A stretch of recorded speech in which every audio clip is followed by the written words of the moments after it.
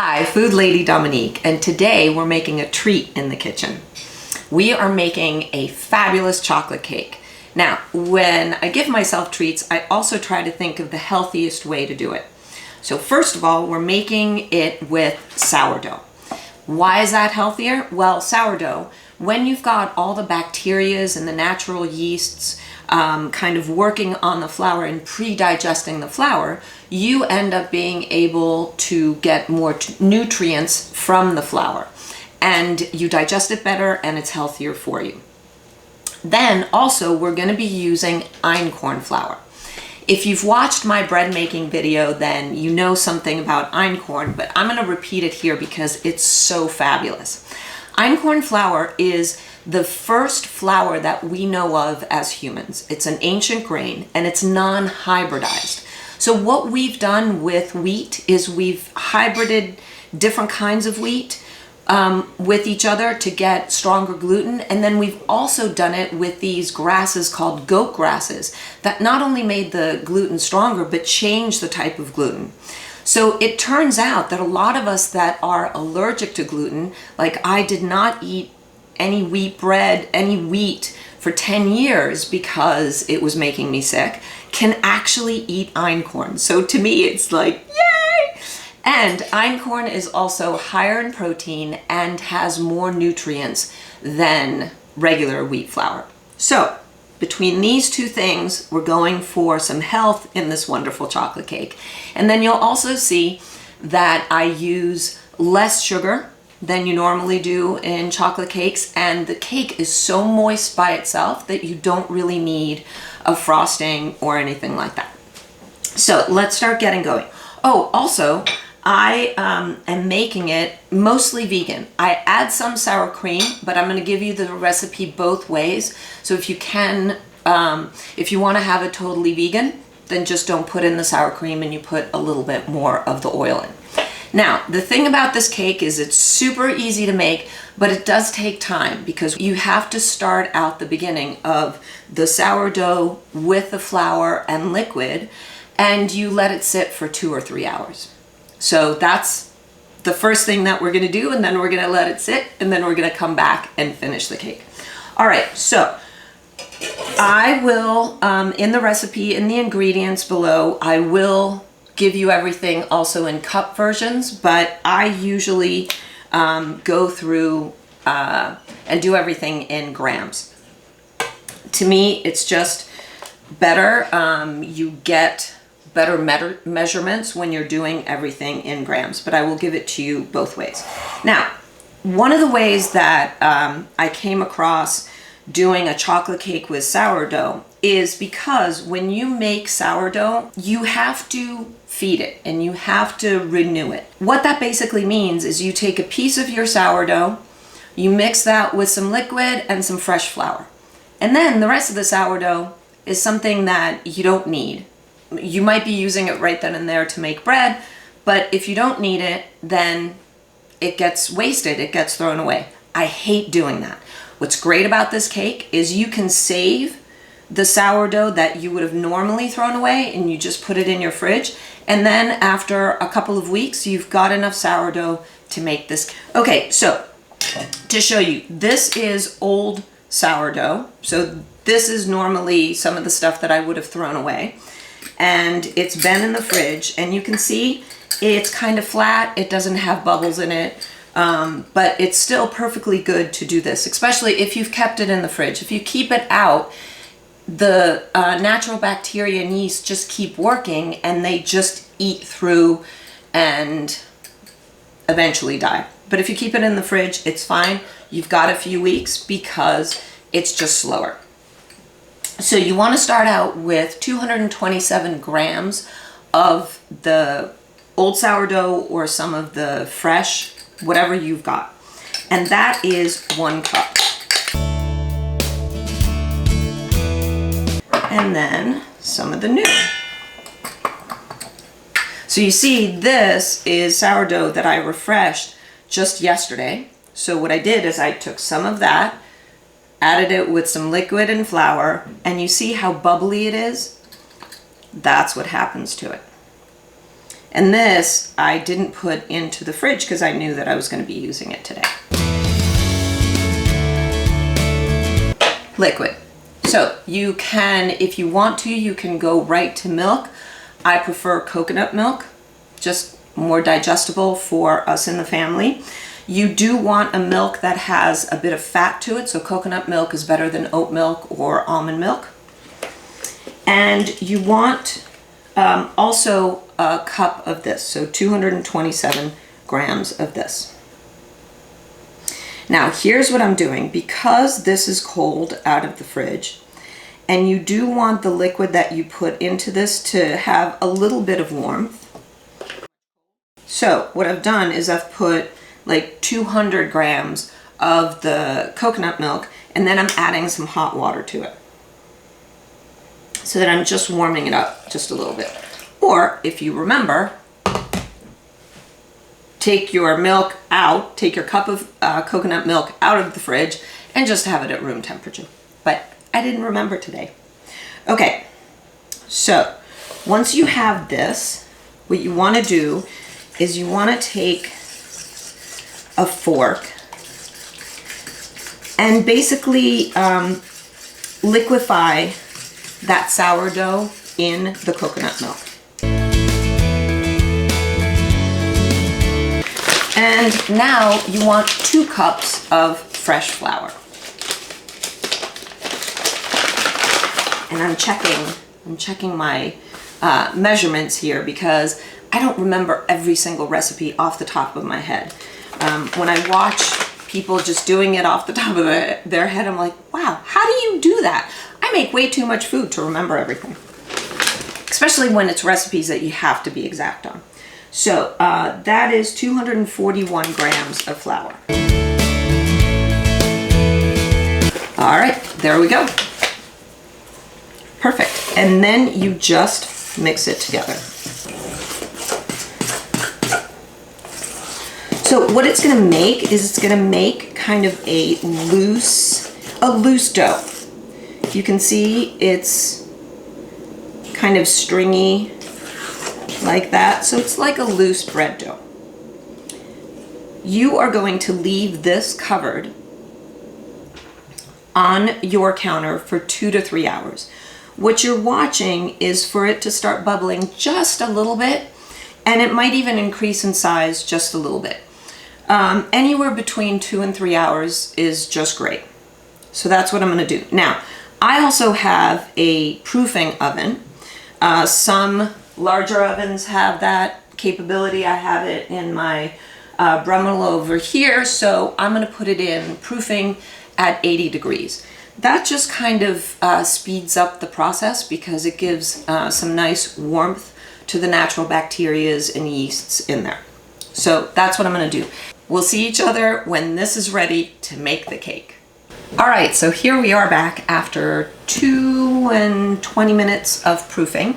Since I put it in the proofing oven, it goes a little bit faster. You see how there's little bubbles there, and it's grown in size. So this is ready to go. So let's get the other ingredients ready.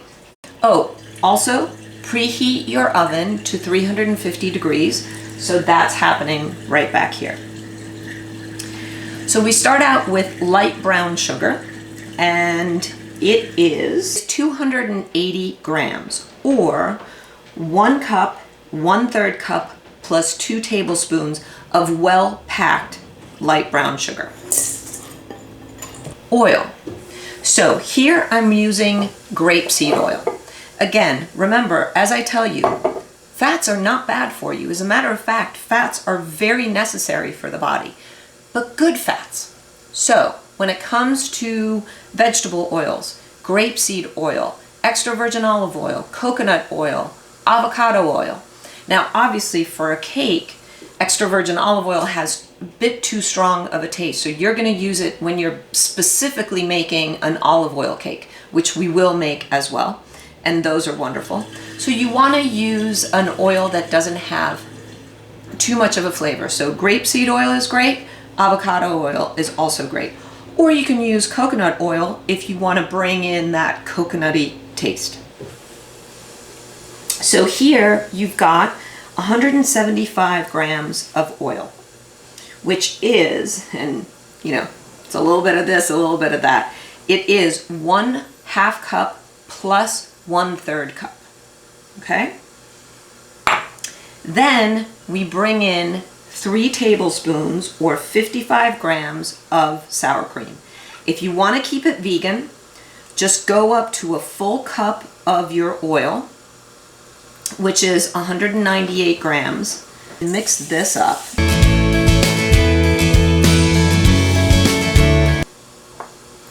Okay, so as I said, I like to make this dark chocolate. Love the taste of dark chocolate. So I put up to 95 grams of cocoa powder. It's a full cup. If you're towards the milk chocolate or the 60% chocolate instead of the 70-75, then bring this down a bit. It's not going to affect the cake if you do 3/4 of a cup instead of a full cup, or 2/3 of a cup instead of, it's just going to affect the chocolatey taste. So as far as the sugar is concerned, I also tend to make my cakes less sweet. If you go to Italy, especially in the north of Italy, and you go to the bakeries there, all of the cakes, as far as my taste buds go, are way less sweet than what you get in the US, even in the Italian bakeries here in the US. So all of my cakes tend to be less sweet. First of all, that's healthier for you, and second of all, I think you get to taste all the other tastes much better. If you try this recipe and you feel that the chocolate's a little bit too dark or it's not sweet enough for you, you can adjust those quite easily. It's not going to affect the rise and the cook of the cake. Okay, now we're going to add some flavor boosters. First of all, a double espresso.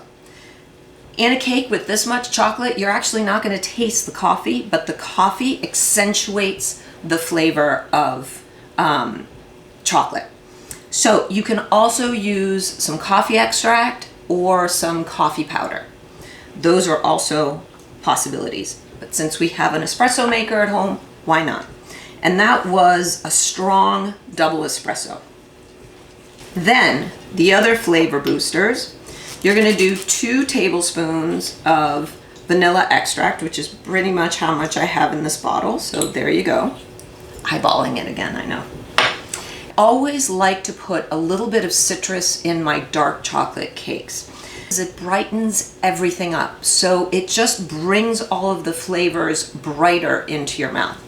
And what I use, because it's also therapeutic, is I use an essential oil. Now, very important, not all essential oils are ingestible. So I work with a company called doTERRA, and most of their essential oils you can actually take. So they're not just for your diffuser. They're something that you can also cook with, you can take therapeutically, etc. So you have to make sure that it's an essential oil that is ingestible. Okay, very important. And doTERRA is. So I use the grapefruit oil. 1, 2, 3, 4, 5, 6, and just 6 drops. Makes a huge difference. Now, essential oils are very concentrated, so 6 drops, plenty. All right, so flavor boosters in there. And then you are going to use, well, actually, another flavor booster, very important, is salt. So you're just going to do 1 teaspoon of salt. I know, salt in a cake, but it's very important. It actually brings all of the flavors together. And then you are going to put some baking soda.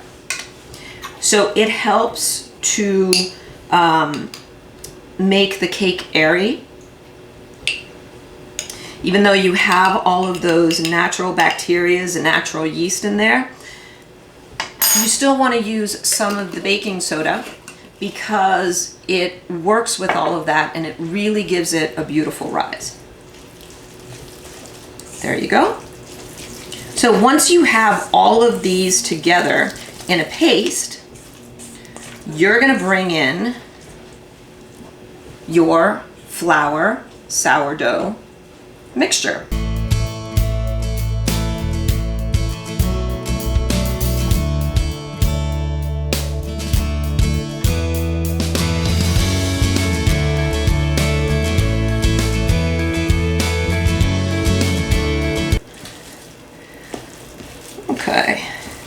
And then this is where you bring in the eggs, and you don't have to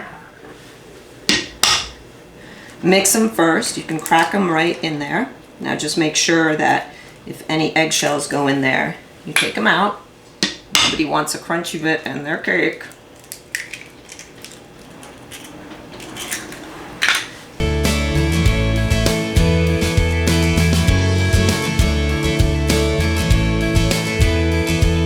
Okay, look at how beautiful that is. Now, let me just clean my hands a little bit. And what I like to do it in is a bundt pan. A nice deep one, because you'll see this really rises. So all I need to do is spray it with a good amount, and I'm using coconut oil, because again, the kind of oils you put in your body, very important. And then we just pour it in.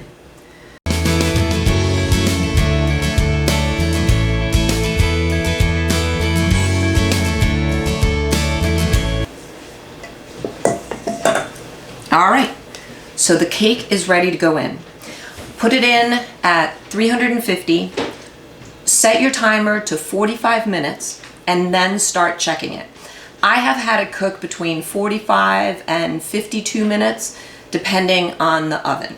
So just start checking it at 45, and you'll see we'll do that, with a stick right in the middle of it, and we'll have a wonderful cake. All right, see you in a bit.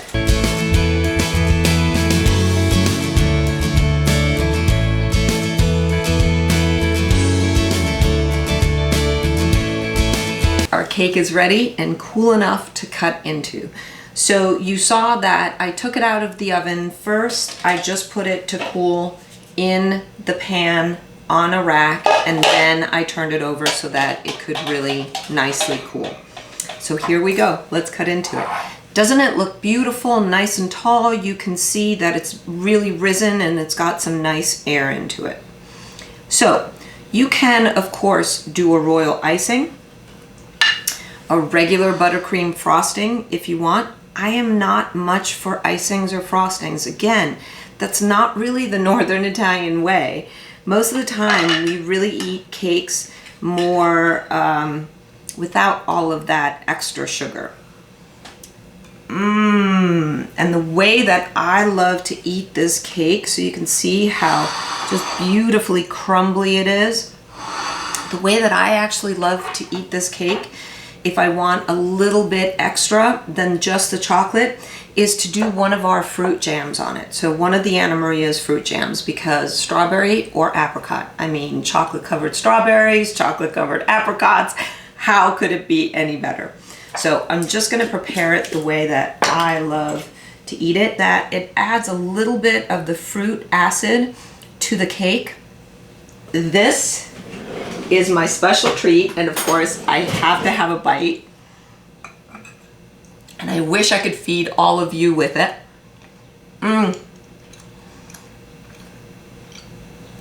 It really feeds the soul.